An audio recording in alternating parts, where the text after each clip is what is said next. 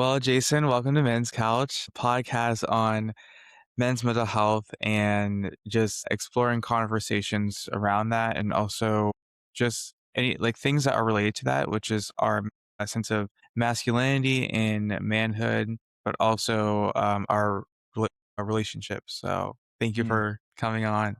Yeah, you bet. Micah, I'm so glad to be here. Thank you for the work you're doing. Like we mentioned before the call, I think you're doing a great job on giving some language and frameworks for guys to be able to make sense of some of the things that they're wrestling with, that they're going through. They can, one, not feel alone, and two, feel like they've got some tools. You're able to communicate things in a way that has some sense to it and express that to other people so people can kind of come in and understand a little bit what's going on. So I love doing that Hmm. with guys. I coach men, I create content as well, as you know, Yeah. and I've loved doing that over the last couple of years. So I appreciate you finding me and bringing me on. This is great. What has that experience been like with coaching men and just coming alongside their journey? What has Yeah.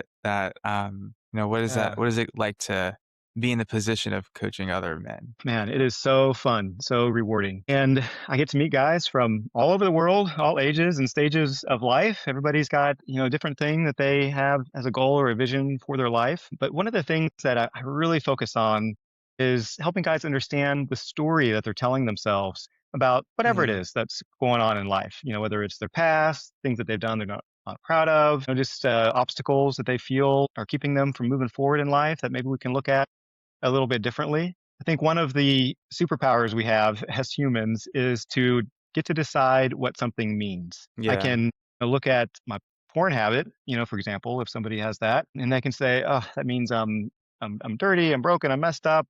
You know, no, maybe maybe it can mean I have some opportunities to learn about some deeper things about me and courageously choose what I really believe and value.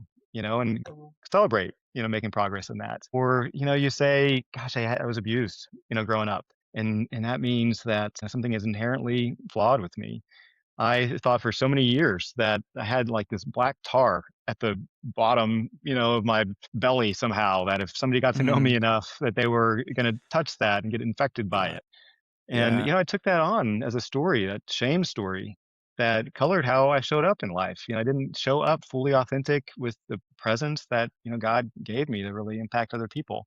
So I really see that as a huge thing that I start with, for guys. And then, I get in a little bit deeper on, hey, how can we have greater emotional regulation? I know you do a lot of that.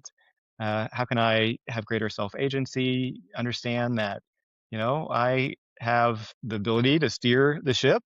I don't have to let my emotions do that, my attractions do that, temptation, nobody else gets to do that. I have my hands on the wheel. My logo for my Own Your Identity coaching program is actually a captain's wheel because I think it's Hmm. so important to realize that, hey, I've got a little bit more power, a little bit more agency over my life, perhaps, than I thought I did. And when I am saying, okay, I'm going to take the wheel here. And then, as a believer in Christ, I'm going to get excited about letting God put his hands on mine, to help guide that and say, hey, let's shift directions. Let's go over here. But if I feel like I'm at the mercy of whatever emotion is coming in or whatever reaction I am having to what somebody says or something that's happened in the past, and I just find myself wondering and wandering through life, man, we're not made to exist that way. Eventually, we're Yeah. going to want to escape or shut down because we were made to live fully alive. That's why, Christ came that would make have life and have it more abundantly. So there's so many like points that you just mentioned. I'm like trying to think of what point that I want to stop on. What comes to mind is wholeness, and I think that's Mm, sometimes like what men might struggle with or might miss because we've grown up to compartmentalize our lives and kind of live sort of, okay, this is just, there's just one area, whether it be like we mentioned things like addiction, then there's this other area of my work. So it's just like mhm, a lot of those things are connected. It's just how are we living as just whole human beings and enjoying the full life that Christ gave us. And I think mhm, people miss that, like that God didn't just die for us to go to heaven, but for us to have a full life here. And I think people kind of miss that aspect of being a believer. It's just, there's so much full life that you can have, but that approaching it as like a process, and people need help and coaching of what does that even mean? What does it mean to have, like, an authentic life? I feel like a lot of Mhm. men, like you mentioned, have that inner like, shame within themselves. They feel Mhm. that they cannot live fully connected with other people without, like, a sense of rejection, or just Mm, they feel like they yeah. can't, like, show up as just themselves because maybe they've been the message to them was, like, Yeah. yourself. Maybe, like, growing up, the message to them was yourself isn't really like, it needs to be shut down. Mhm. Oh my goodness. You said a lot of great things there. I love that. You know, the idea of Yeah, shame just that can feel so heavy so much of the time, and the importance of oneness, that idea of unity, separateness and oneness, I think are, part of the big story of humanity. God came, Mhm. created Adam and Eve in the garden, one with them, walking in the garden, and then sin entered the world and it caused a separation. And we Yeah. feel it. But then Christ came, out of heaven to come into this world to be allow us to be reunited with him. So that's huge. But I think so many things can get off the rails when we believe that we're on the outside looking in, to something that I'm just not enough. And that Yeah. shame is something that can really feel heavy. It can color so much. But one of the things I do like to do, like I said, to change the meaning of things is to consider maybe a different association. I don't have to push the shame away or try to figure it all Yeah. out, right away, but I can say, okay, maybe it doesn't have to be so heavy. Maybe I can hold it a little bit lighter. Um, maybe I can be the observer of it. One of the things I like to say is if I have a thought that comes to my mind that is saying something bad about myself, that's what shame is. It's talking about our identity. I get to say that's a shame thought. And what that does, it separates me a little bit from the thought, from the shame, where I can say, okay, I'm feeling a lot of shame. I'm having a thought that's associated with it, but Mhm. I'm the one that's observing it. It's not who I am, and I can kind of realign with what's true about me. But that takes practice, and a lot of times that takes, Yeah. coaching. How do you do that in the moment is really Yeah. powerful. But Yeah, I shame, think wow. yeah, there's just I think men especially, like, we struggle with a lot of things that, that number 1, we don't tell people, and also we think that those things define us. Mhm. So, we're kind of living like you mentioned, I forgot I think it was, like, you said porn or something earlier, I forgot. But it's like if you struggle with this, then you feel that this defines me. This defines who I am. So that kind of creates that, like, shame-based identity. Yeah. But really what a lot of men are missing is that we're not affirmed in who we truly are.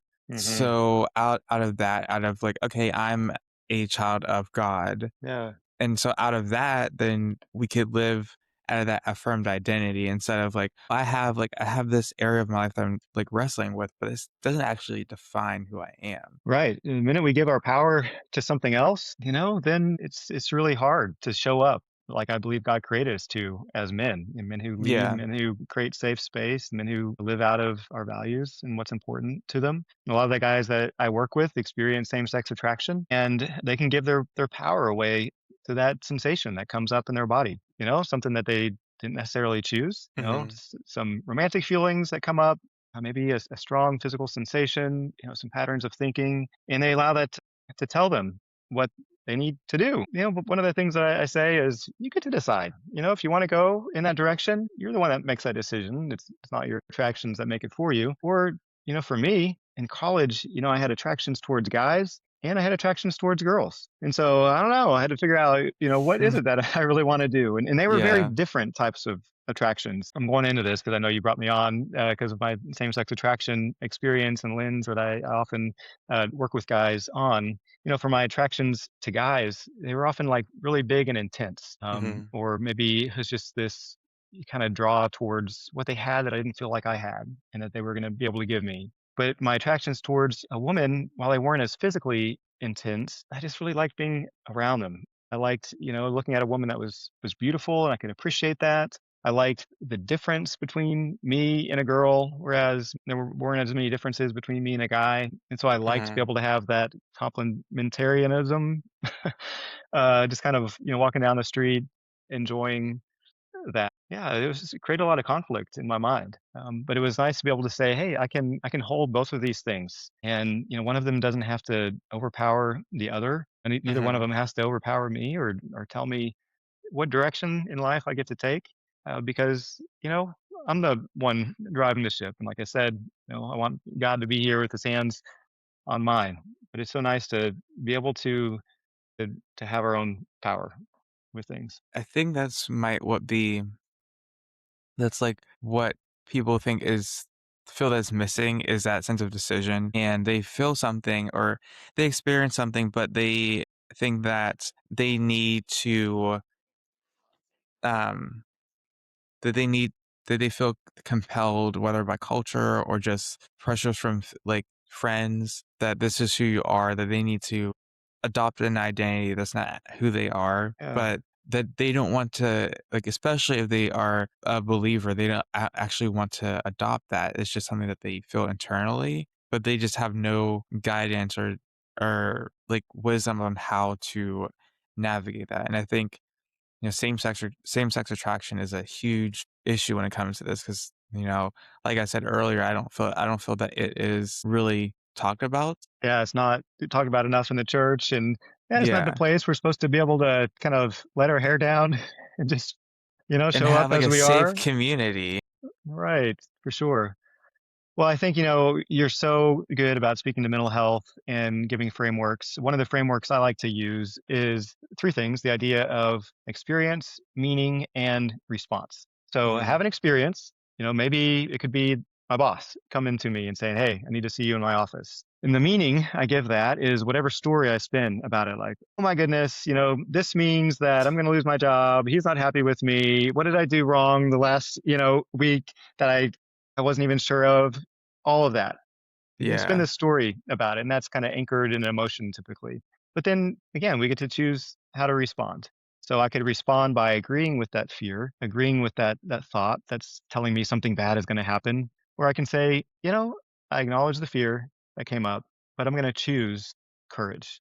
You Mhm. see that just in that moment, that power to choose? What I'd love to do is Yeah. pull things that happen just in an instant apart so we can really dissect them and be able to see what's going on there. Do you think that men struggle with struggle with even being aware of their feelings or acknowledging this is what I'm experiencing? Because I think, like, in my experience, I've had individuals feel that they need to rely on substances to get whatever it is that they are holding, like, internally to get Mhm. that out in the open and say, Oh, like, yeah. "This is what I'm experiencing." Okay. Because, like, maybe in the moment while having a sense of sobriety, that the feeling is so heavy that they Mhm. feel they need to rely on substances as, like, a sort of what would I say? As a sort of bridge to, like, being vulnerable. Yeah.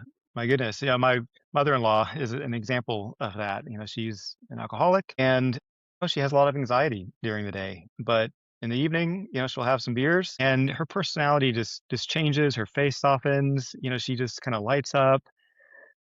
She talks about maybe some dreams, that she has of the future, and I love being around her Yeah. at that time. I'm not gonna lie, I like it. And when she's had some beers, I'm like, "Hey, what's up? Let's talk. This is great."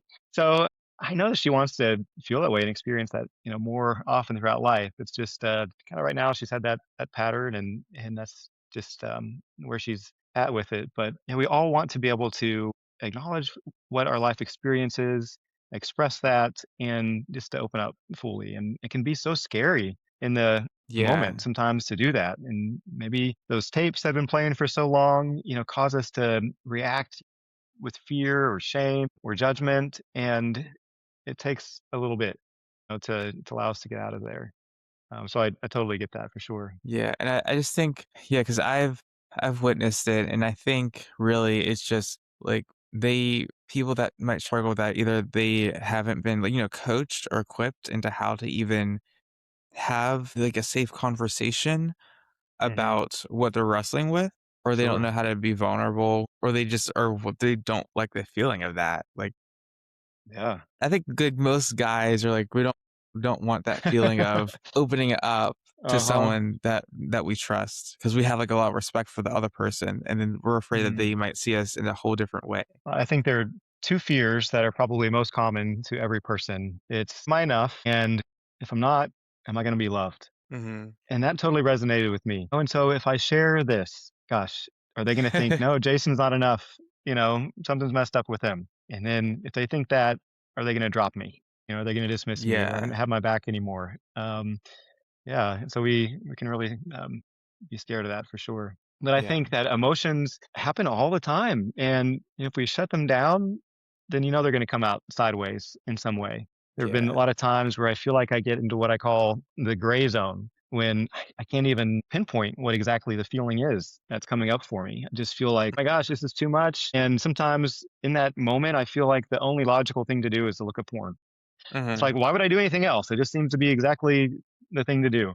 But I found that if I wait a minute or two, that initial flood of emotion, those chemicals that come in, maybe in response to some kind of trigger, then they'll subside. I don't need to freak out. And then I'm able to just kind of get into my body. What are the sensations that I'm feeling? Where is that? Where does it live? How would I describe it? And then be able to put a name to one of the emotions. You start with one. Is it loneliness? Is it sadness? Is it anger? Is it grief? And to be able to honor that, and then to maybe look at a time that in the past I felt that same emotion, and to go back there and say, "Gosh, no wonder perhaps I had such a big response to this trigger that may not have caused somebody else to respond so strongly, but when I." Look at some of the history of my life and see that I had a father that responded in a really big way to something that seems so small, and so I'm kinda used to doing that, and I can see That some makes of that sense. history, can follow that, and then I can understand that, alright, I can chill out a little bit and get a little bit curious about what's going on and understand what are the stories I'm telling myself, and what do I really believe, and how can I make an action that's aligned with that? I think a lot of men are afraid of like what I guess I'll call emotional collapse is that they don't feel that they could Mm, survive sitting with what they are experiencing. So I think they might go to porn or alcohol or different substances to kind of, I guess, maybe disconnect. But I guess maybe like over time that kind of creates like more of a disconnect from their real self. So I think mhm, that's why a lot of us would kind of feel that we have to like perform mhm. and put on like this performance. Ooh, which makes us just want to escape even more, doesn't it? Yeah, this Yeah. performance lifestyle. So we feel, okay, I have Mhm. to perform because I've been disconnected so much. And it's not until we're kind of coached in a safe environment that we can really come back to ourselves. Right. To be able to tell ourselves, there's not some big lion or tiger that's chasing me. I'm okay. I Mhm. can I can just relax. I can activate my it's called, parasympathetic nervous system. I'm sure you know that. Let me take a few deep breaths, calm Yeah. myself down a little bit, and then we can think a little bit more logically. Some of the kind of hack that I do when I find myself unable to think clearly is I focus on like a simple problem that I try to solve. Or, if I have a big temptation to use porn, I say, okay, on a scale of 1 to 10, how strongly do I want to use porn? I'm like, Mhm. I don't know, maybe it's 6, is it a 10, or drinking alcohol, whatever. And that's just a trick to kind of get us into the logical, part of our brain that we're able to use so that we can think a little bit clearly, because what happens is we get on autopilot and we start, going into a Autopilot. routine that we often do, but if Good we old can try autopilot. to get out of that, that can be really, really helpful. And I find that I've wanted to escape uncomfortable emotions. I thought, oh, these are too big, for me. They have more power than I Yeah, do, which is I not the case. I relate to that. But also, I think that I want to experience some good feelings that I just don't know how to feel in real life, or don't have the permission to feel, or maybe the uncomfortable feelings or cover them up so much that through porn or alcohol, I can both escape the uncomfortable feelings, but then it gives me the ability to feel something good. I know for me in porn, I felt like all in. I felt like this sense of, all right, what search term am I going to put in next? What video am I going to click on that will lead to a different video? I felt this weird sense of belonging to the people on the screen, like that Mhm. connection. I wasn't so lonely. I felt kind of alive, like I had a purpose. That's what dopamine is. It's a purpose chemical. Yeah. Get it. And, I often would vilify porn and that whole experience that I would have and giving into it. But, it's something that we can learn from, to say, all right, I can look at that without judgment or shame and say, man, what was I really searching for? What were the Yeah. feelings that I was trying to feel? And how can I decide that I can choose those more each day?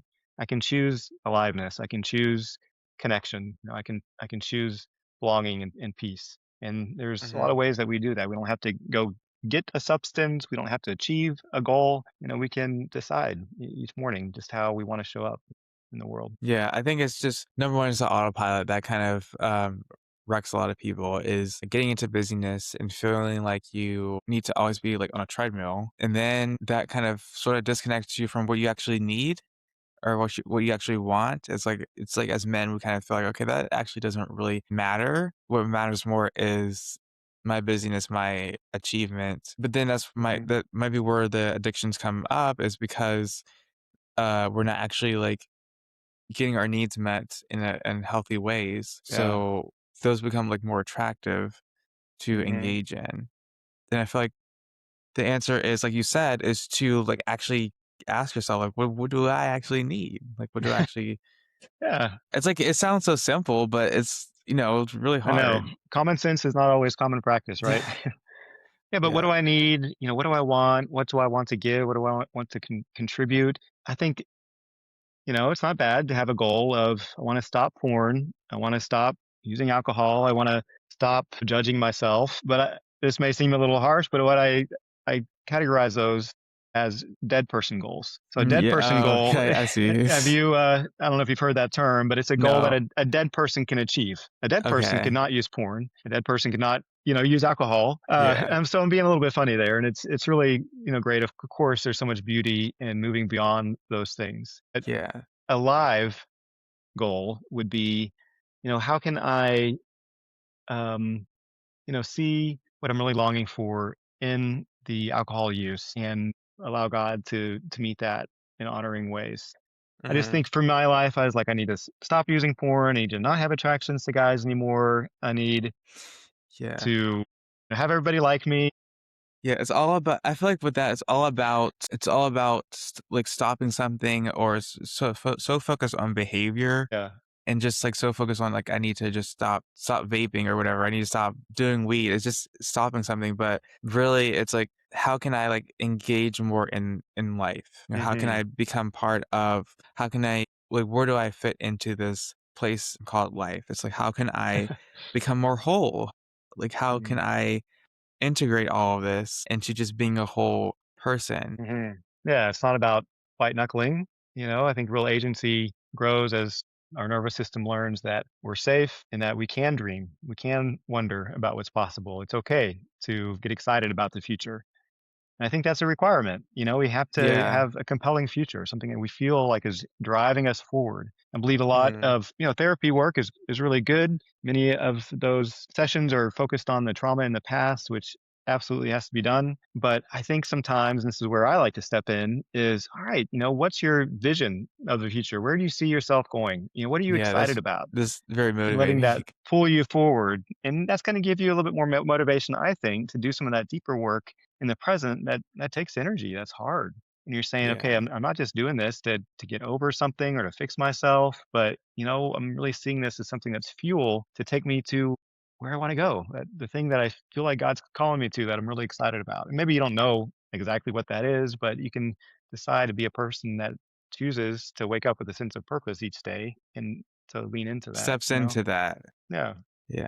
What I like a question's come up to mind. So, like like years ago when you were kind of understanding your same-sex attraction and coming to terms with it in your experience, how would you say the church handled that back back Oh, then? yeah. I went to my pastor in my college church, and I said, Mhm. "I think I got this thing, and I don't know what to do," you know?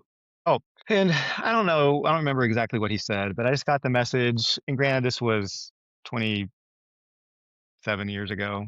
I just got the message, well, Oh, so just like kind of what, that, 90s? Okay. yeah, 2000.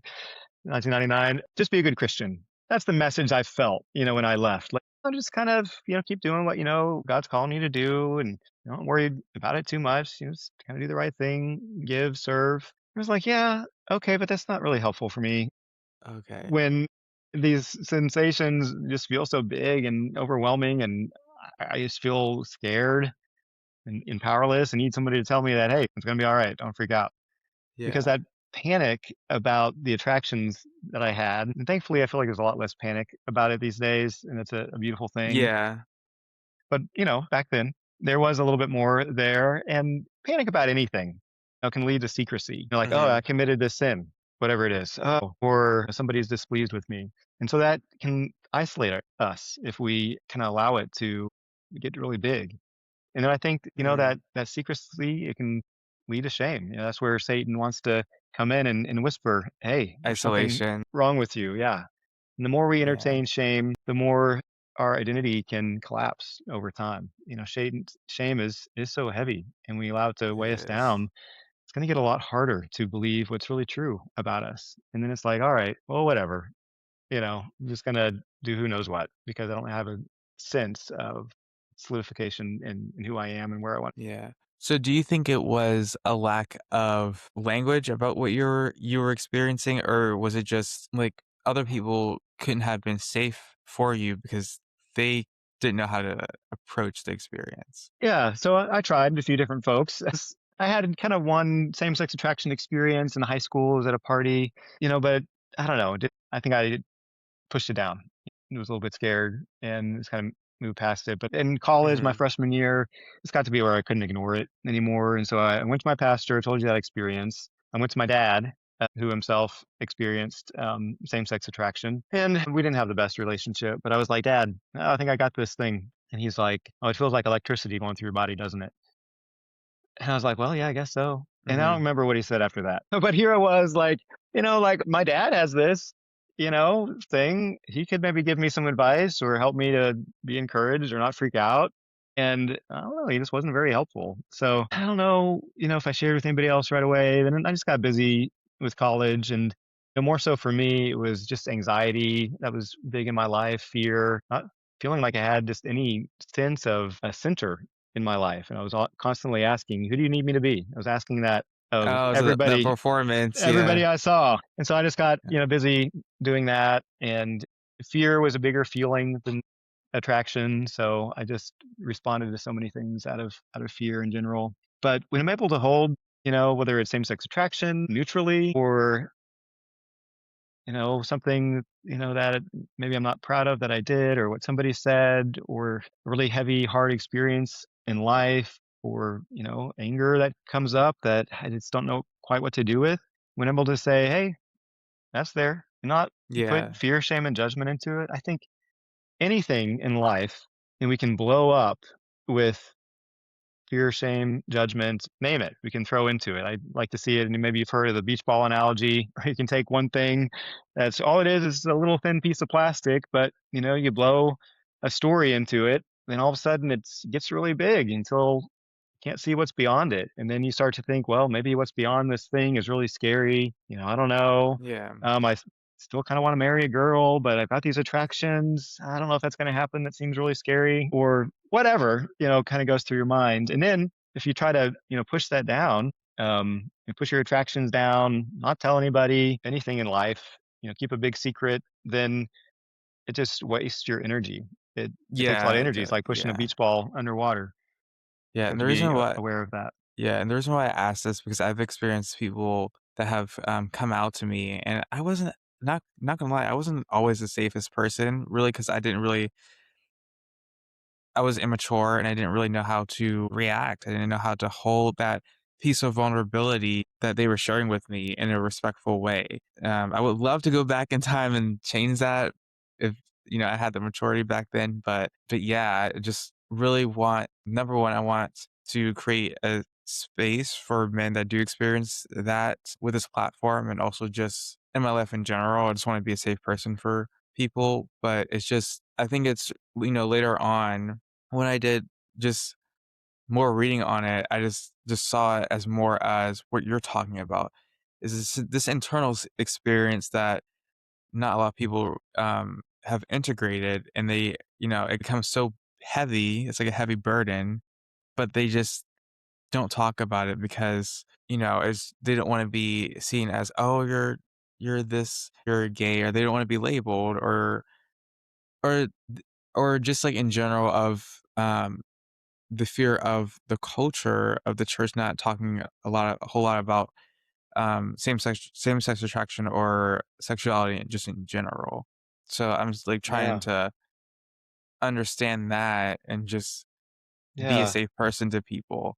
You know, Yeah. if you have any advice like in the future of how I Sure, could be that yeah. way, Well, if someone you is like, probably know inherently, and I think just saying, "Wow, I am privileged that you would share that with me." It is an honor, to be somebody that you trust with that, and, I think that is really huge, and then having curiosity and presence in mind, um, yeah. like a healthy curiosity, you don't wanna quiz them or anything, just like, "Man, how are you feeling sharing that right now?" And just, like, be there with them. And who knows, if they did kinda determine, "Hey, I wanna go into the gay lifestyle," which, man, I'm gonna love you kinda no matter what.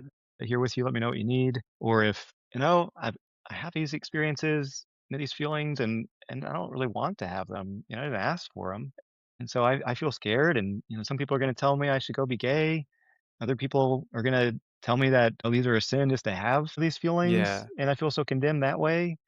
And Yeah. I don't know kinda what to do. I mean, life is hard enough, and all of a sudden, now I have Yeah, these it's like, "Oh, I attractions need that to came on. make It's this not fair. decision." And yeah, I'm glad you mentioned that because I do have, friends that are in the gay lifestyle, and even though I'm not, like, internally affirming of that, it's just sometimes it is a bit hard for me because I don't really, like, know how to, and I think I'm sure, like, a lot of believers can like, relate to this. They don't know how to, like, just be there and just see them as, like, a whole person, even It's if you so don't, like, important, yeah, to be able to yeah. do that. My dad, went into the gay lifestyle after I finished grad school, and it was hard for me, mainly from the standpoint of I just knew our nuclear family of 4 forever, and that was changed and different, and so I had to grieve what our family looked like. But, Mhm. man, I loved him, and, we would hang out together. I would ask him, how his partner was doing. I go hang out with them, where they live, just chat and talk and watch movies and stuff. I'm like, my dad, I care about this guy, and just because I think he had enjoyed going into the lifestyle. He felt like he was able to kind of express a part of himself that he hadn't felt he was able to express before, and he wanted somebody to see him and accept him just as he is.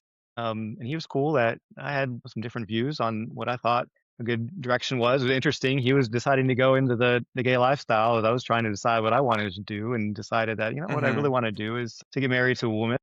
So we were each kind of making our own decision, but I think it's really great when you can just kind of respect somebody else for what they believe is, kind of the right thing for them and enjoy just continuing that relationship. Yeah, I think so there I think few thoughts come to mind is people might feel a lot more safer in terms of expressing their sexuality or going through a coming out process or telling people things more now than maybe like 1999. I didn't live there, but Gen Z, so they might feel safer going through that process, but there's still the aspect of this whole I don't really want to get into it on the podcast, but this whole divide with like the church and how they approach the gay lifestyle, and like they feel like you said that they have to make those two choices.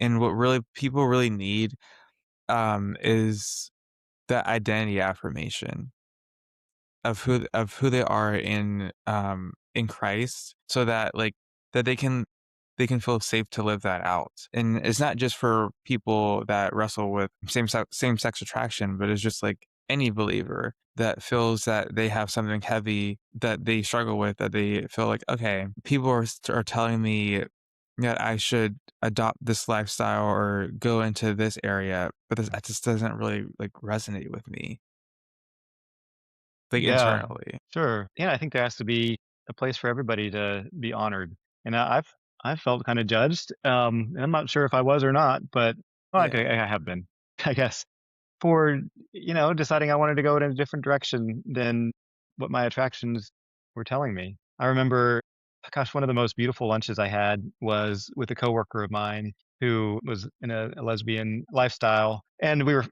friends, enjoyed each other. and she had shared about her attractions with me, and I hadn't shared with her, and I was gonna become more public. This was, 2, 3 years ago, and, start to share more of my story publicly, and I wanted her to find out before I posted it on Facebook because we were Facebook friends. Mhm. And so I said, "Hey, I just want you to know that, I'm a little worried that you're gonna be mad at me, that I didn't share that I have same-sex attractions when you share that you did." Now, because I valued our friendship and I didn't wanna Mhm. be rejected, Right. and she's like, "Jason, everybody shares on their own timing." And I, Yeah. like, got emotional, with that, like, she would kinda, one, respect that, "Hey, I just wasn't ready," when she first shared with me. And then I said also, "I'm also afraid you're gonna reject me because, I have a different view about it, uh, you know, than you do." You know? She didn't reject me for that either. She's like, "Man, Yeah, I think Jason, that's cool. yeah, You have kinda your convictions and I have mine." Yeah, and I just felt so loved in that. I don't know. the It was safety. a beautiful time for me because, yeah, I've worried about discrimination in a sense because my views don't always match, what other people's are. Yeah, that makes sense because you have, like, people or friends might that are in the lifestyle, and you might be afraid of them judging you for not adhering to that, and they might, see that as, like, he's just lying to himself or whatever. They might, people might think that, but it's really all about that moment that you share is all about, like, being safe and having a safe conversation and people, like, empathizing and seeing your lifestyle. I feel like that's what is missing with a lot of people is that sense of safety Yeah. because we can become so, like, black and white with everything and, like, so Right. argumentative that people don't even feel safe to disclose that, "Hey, I'm wrestling with same-sex attraction," because Mhm. they're just afraid of getting that response. Yeah, and all we're wanting is a friend. We want somebody Yeah, that I think it's just everybody so wants to be simple. seen and known. That's big. I think that's, yeah, absolutely. I want you to know who I am. I want you to, you know, be curious about me. I want you to say, "Tell me more." And that's three of the most beautiful words, I think. "Oh, tell me more." Yeah. "Jason, I wanna go into the gay lifestyle." "All right, tell me more." That's what I said to my dad. He probably wasn't expecting that response. I was like, "Tell me more." But I think, yeah, people wanna be able to not feel judged and, to understand that everybody's on, their own journey, and I can trust Yeah. trust God with myself, I can trust God with other people, I don't have to try to control myself, I don't have to try to control other people, so I Yeah, think, and also uncertainty, insecurity, fear, all those things can really hijack a relationship or a friendship with all of a sudden, you bring fear into it or, you just dive into uncertainty or insecurity. That's when things can go off the rails a little bit. Or if we try to fix somebody else, that's not a good oh, idea. yes, yeah. Do you think that men that, like, might wrestle with the same-sex attraction, that they might sort of, like, withdraw from close friendships because they're, like, afraid, like, "Well, I haven't really, processed this part of myself, but I'm afraid of what this friendship might trigger within me," Yeah. and Oh, sort for of like, sure. "Okay." I do. And I chat with guys where that's the experience. And I'm always like, don't let your attractions tell you what to do. If this is a safe person that's not going to, like, come on to you when you don't want somebody to come on to you, um, then maybe you'll have some big romantic draw towards them. But, like, it comes and goes in the moment or over time. And just kind of set an intention for what your time with them is going to be, what you would really love out of a friendship with them. And just kind of keep redirecting yourself back to your intention and not let whatever else hijack that. Asking this question because I have personally experienced someone experiencing that, and I felt that, that they and, I'm in college, people are not really, like, as emotionally mature, and sometimes dealing with that heavy stuff, those identity questions and those questions about who I am, and my sexuality, they might not have, like, the bandwidth for a friendship. But I've experienced that. It's like, well, I am a safe person, but even, like, me being safe is just, like, not enough. They have to come to that acceptance within, and I've grieved it. I've grieved things where it's just, well, I've, provided a sense of safety, like, of no judgment, Yeah. but maybe, like you said, that internal, wrestling causes them to kind of, like, withdraw and kind of just, not feel safe. Yeah. No, I think it's Sorry, we're, like, almost there. We're, like, well, 5 no, no, minutes. we're kind of wrapping up here, but gosh, that's a huge thing and maybe a good one to close on is whether it's our attractions or temptations, not that those are related to each other, but just anything in life that or big feelings, that come up that we kind of want to escape, we can allow those to really freak us out. Yeah, When we start to understand again that we have, greater agency over our inner world, we're not afraid of what's going on inside of us. We have greater clarity and awareness, and just to believe that, hey, I get to choose how I live. I don't have to let anger tell me I need to lash out. I don't need to that's my tell, issue. okay, anything, to This tell me what is going to be next. And that's just so powerful to be able to do. And that's a great way to enjoy more freedom and to allow yourself to move forward with greater purpose and possibility, I think. Yeah, that makes a lot of sense. I think the issue, is making that decision to not let an experience define your life and not let that experience control what you do, control how authentic you wanna be, control, like, how you want to invest in your life, because I feel that we're whole human beings. We're so complex and we're so nuanced, and I think the issue with men is just accepting that. Well, thank you, Micah, so much for letting me be on the episode today. This has really been beautiful. I'd just like to kind of leave one simple thing when I get really confused sometimes, or I feel like I've got all kinds of emotions and I don't know what to do next. I like to think of two words: constrictive or expansive. Am I feeling constrictive? Is this emotion, this thought, this kind of next action leading me to close up, or am I opening up to something else? Better feeling, better Mm, opportunity. And so I hope, any of you that are listening in, maybe just ask yourself that question. If you, feel like a strong pull to, respond in a big way to something that's a trigger in your life, like, am I closing up or am I opening up? And to me, that can be really simple. that's the main battle. I know. Well, I love it. If y'all want to learn more about me, you can go to ownyouridentitynow.com. You can navigate to where I have links to my podcast, Own Your Identity, and some other resources that are there. So thanks so much, Micah. Thank you.